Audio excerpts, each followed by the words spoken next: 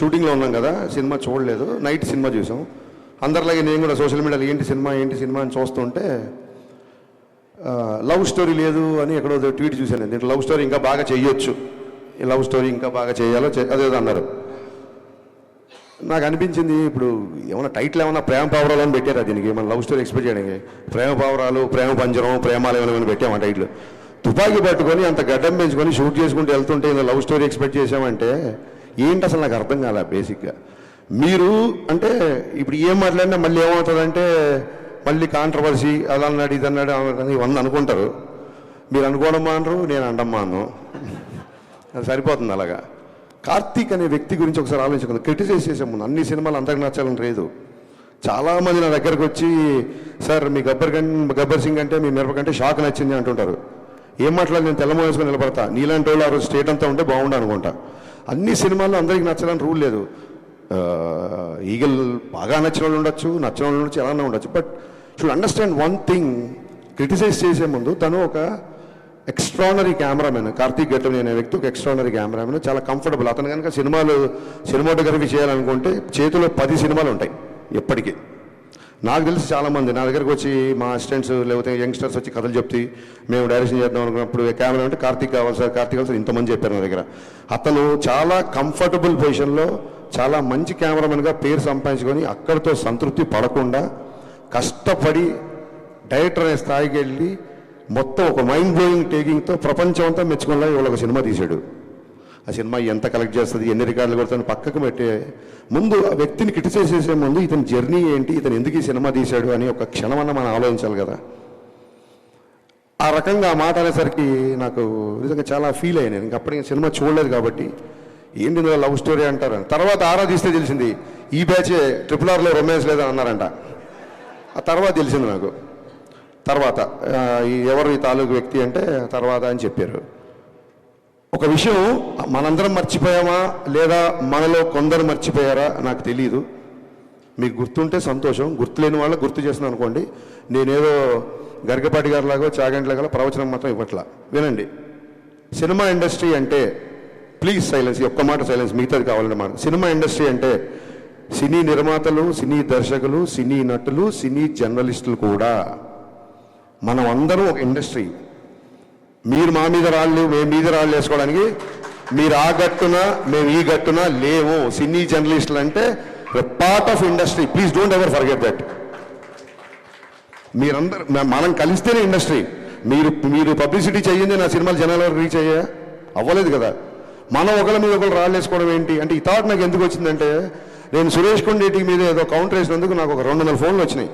గబ్బర్ సింగ్ ఎన్ని ఫోన్లు వచ్చినాయి, ఆ రోజు అన్ని ఫోన్లు వచ్చినాయి. నేను రియలైజ్ అయ్యా, మళ్ళీ వీడియో చూసా, ఎందుకు ఎంతమంది ఫోన్ చేస్తాను వీడియో చూసా. నేనేం పెద్ద గొప్పగా మాట్లాడలా, మామూలుగా నా ఫ్లోలోనే మాట్లాడా అంతే. నాకు సురేష్ కొండేటితో నేను ఆయన సురేష్ కొండేటి నేను కౌంటర్ వేస్తే దానికి అప్రిషియేషన్ ఏంటిది చూస్తే నాకు అర్థమైంది ఏంటంటే నేను గొప్పగా మాట్లాడలా, అతను చాలా సందర్భాల్లో తప్పుగా మాట్లాడాడు. అతని తాలూకున్న కసి నా పట్ల అప్రిషియేషన్గా మారి అన్ని ఫోన్లు వచ్చాయని నాకు అర్థమైంది. నేను పడగొట్టే ప్యాచ్, పడిపోయే ప్యాచ్ కాదు పన్ను. సో నా తర్వాత అనిపించింది ఇతను ఎవరు 10 ఏళ్ళ షాక్. అప్పటి నుంచి నాతో ట్రావెల్ అవుతాడు సురేష్ కొండేటి. కరెక్ట్గా లైట్లకి కెమెరాలు మైక్లు అనేసరికి మనం ఆ గట్టు ఈ గట్టు అని ఎందుకు అనుకుంటున్నాము?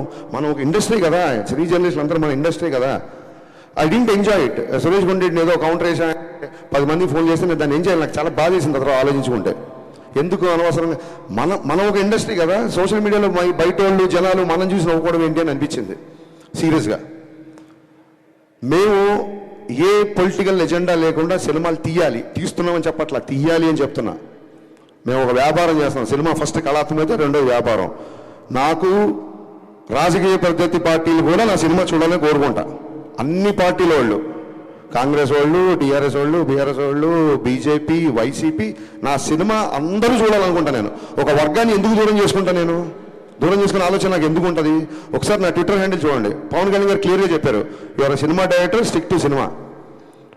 జనసేన సంబంధించినవి కానీ లేకపోతే ఇంకోటి సంబంధించింది కానీ లేకపోతే నా పద్ధతిలో అన్నారు కానీ మీరు ఎవరు రియాక్ట్ అవ్వాల్సిన అవసరం లేదు. మీ పని మీరు చేసుకుంటే చాలా క్లియర్గా చెప్పారు. ఎందుకంటే సినిమా చేస్తున్నప్పుడు ఆ సినిమా హౌస్ఫుల్ అవ్వాలనుకుంటాం. 10 మంది కాదు, 100 మంది, 1000 మంది, 1,00,000 మంది నా థియేటర్లో ఉండాలనుకుంటాను నేను.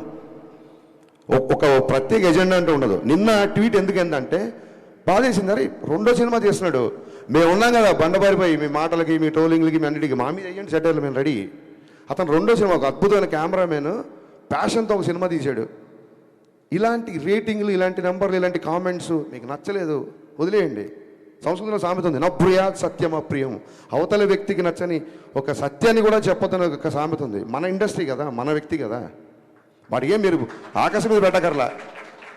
ఏమైపోయిందంటే ఒక చిన్న లైన్ మిస్ అవుతున్నాం, క్రిటిసిజంకి ట్రోలింగ్కి తేడా తెలియకుండా పోతుంది. విమర్శ వేరు, ఎద్దేవా ఎగతాళి వేరు. ఎవరో సోషల్ మీడియాలో ఫ్రస్ట్రేటెడ్ యూతో, ఫన్ కోసం చేసే యూతో ట్రోల్ చేస్తారంటే అర్థం ఉంది. మన రివ్యూలు కూడా, మన మనుషులు కూడా ట్రోలింగ్ స్థాయికి దిగజారిపోతున్నారు. అక్కడ బాధేస్తుంది.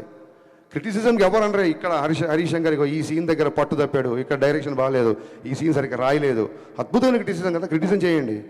ఎత్తేవా ఉన్న ఎగతాళి స్థాయికి వెళ్ళిపోతుంది, అక్కడ బాధేస్తుంది. ఇవన్నీ జరిగిన తర్వాత ఏమంటారంటే మళ్ళీ మైకి తీసుకున్నాడు, మళ్ళీ గట్టిగా మాట్లాడంటారు. ఖచ్చితంగా గట్టిగా మాడతాను. 4 ఏళ్ళు అయింది, సినిమా లేట్ అవుతుందని చెప్పి ప్రొడ్యూసర్ ఇంట్లో కూర్చొని తెల్లార్ల వరకు మద్యం తాగాడు ఒక డైరెక్టర్. ఇతను పవన్ కళ్యాణ్తో బ్లాక్ బస్టర్ తీసి ఎంతకుముందు ఇంకెవరు. ఇది మళ్ళీ ఆడికి ధైర్యం ఉండదు, మొత్తం రాసిన ధైర్యం ఉండదు. ఒక షాడో పెట్టి పెడతాడు, దమ్ముంటే నా ఫోటో వేసి హరీష్ శంకర్ తెల్లార్లు తాగాడని రాయి, దాని తర్వాత నేను కౌంటర్లు వేస్తాను. నువ్వు నాకు ఏమైనా ఐస్ వేసావా, నాకు పెగ్గు కలిపావా, ఎరా పెగ్గు పట్టరా అంటే నువ్వు పెగ్గు తీసుకొచ్చావా, ఏంట్రా నీ సోర్సు. పోనీ ధైర్యంగా ఫోటో వేసి రాయడు ఒక చిన్న షాడో. హౌ లాంగ్ అండి, how long we should take all this non sense, I'm asking. ఇప్పుడు ఏమంటారు, ఇంకా మళ్ళీ మొదలు, రేపొద్దు నీ సినిమా కూడా వస్తుంది కదా, నీది కూడా చేస్తావు కదా. మాటకు ముందు ఆ గ్యాప్ వచ్చింది. నేను ఇప్పుడు 2 సినిమాలు షూటింగ్ చేస్తున్నా, ఉస్తాద్ భగత్ సింగ్, మిస్టర్ బచ్చన్.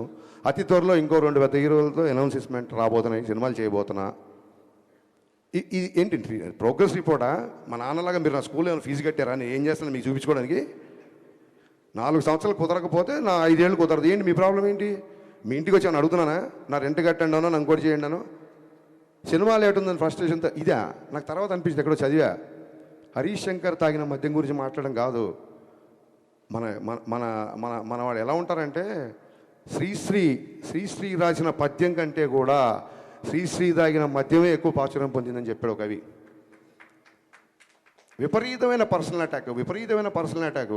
మేమేమన్నా గాంధీ మాత్రం చెప్పామో మీకు? విపరీతం అయిపోయింది. నాకు కార్తీక్ పరీక్షలో నేను ఆ విషయంలో చాలా ఫీల్ అయ్యా. రేపు మన సినిమాలు వస్తున్నాయి, రేపు పొద్దున ఖచ్చితంగా పీపుల్ మీడియా ఫ్యాక్టరీ విశ్వప్రసాద్ చాలా ఓపెన్గా చెప్పారు 100 సినిమాలు చేస్తానని. మేము అన్ని సినిమాలు చేస్తామని తెలియదు, ఎందుకంటే మీకు చూస్తున్నారు కదా 3-2 ఏళ్ళు పడుతుంది మరొక సినిమాకి. సో అన్ని సినిమాలు తీయొచ్చు, తీయకపోవచ్చు. ఒకసారి మా గ్రూప్లో, మా డైరెక్టర్ గ్రూప్లో రాఘవేంద్ర గారు ఏదో సినిమాకి 27 years 100 films 150 అనేది పెట్టారు. మేము అందరం కంగ్రాట్ చేసాం. నేను అన్నాను, మేము 100 yearsలో కూడా 27 సినిమాలు తీయలేమేమో ఇప్పుడున్న పరిస్థితుల్లో అని చెప్పాను. ఇక్కడ నెంబర్ ఆఫ్ సినిమాలు వస్తాయి, మాలో విషయం ఉన్నంత వరకు మేము నిలబడతాం. ఆయన 100 సినిమాలు చేయడానికి వచ్చిన ప్రొడ్యూసరు, ఆయన 100 సినిమాలు తీద్దాం అనుకున్నప్పుడు ఎన్ని లక్షల మందికి వస్తుందో, దాన్ని ఏమంటారు, ఒక ఉపాధి వస్తుంది. ఒకసారి ఆలోచించండి. సేవ్ టైగర్స్ కాదు, సేవ్ ప్రొడ్యూసర్స్. మనం మీడియా అవ్వచ్చు, మీరు అవ్వచ్చు, మేము అవ్వచ్చు. మేము కంపల్సరీ కాపాడు. 100 సినిమాలు తీసేవాడిని 50 తర్వాత పంపించేశారనుకోండి, మనకే 50 సినిమాలు రెవెన్యూ పోయినట్టు. రేపు మీ సినిమాలు వస్తున్నాయి, రాస్తారు, అది ఇది అంటారేమో. పర్టికులర్గా మళ్ళీ గుమ్మడికి వెళ్దాం కంటే అందరు భుజాలు అనుకోకండి. పర్టికులర్గా సదరు వెబ్సైట్కి చెప్తున్నా, మీరు ఏమన్నా రాసుకోండి. ఎందుకంటే ఈ ట్రోలింగ్లు మీకు కొత్తనేమో. సినిమా పుట్టాక వెబ్సైట్లు పుట్టాక సినిమాలు పుట్టాకే వెబ్సైట్లు పుట్టాయి. మేము ఇంట్లో నుంచి బయలుదేరి వచ్చే ముందు డైరెక్షన్ చేద్దాం అన్నప్పుడు ఫస్ట్ ట్రోలింగ్ స్టార్ట్ చేసింది మా అమ్మ, మా నాన్న.